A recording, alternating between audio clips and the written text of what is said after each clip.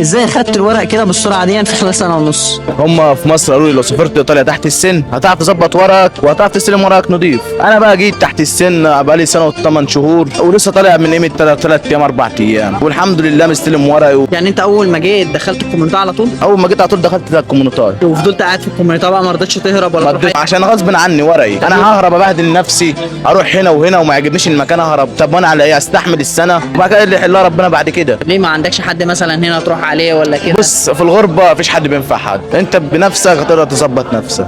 ساعات بتيجي ترن على ما يردش عليك كده. طب انت دفعت كام عشان تيجي؟ 12000 يورو 11000 يورو 12000 يورو. الكلام ده من قيمه سنه ونص. كانوا عاملين ساعتها 400000، دلوقتي تلاقيهم داخلين في مليون. ايطاليا تستاهل المبلغ ده كله؟ هي في الزمن ده ما تستاهلش دلوقتي. انت شايف ايطاليا عامله ازاي؟ احنا هنعمل ايه بقى؟ اكل العيش مر. علموك صنعه هناك في المدرسه؟ لا والله ما علمونيش الصنعه. امال انت بتعمل ايه طول السنه ونص دي؟ بروح اسكولات بعمل برافو والكلام ده. ناوي تشتغل ايه هنا بعد ما خرجت من الكوميونيكات؟ كرتون بس. كرتون جيس. هتنزل مصر امتى؟ دي بقى يحلها ربنا بقى، ما تسد اللي علينا بقى ان شاء الله.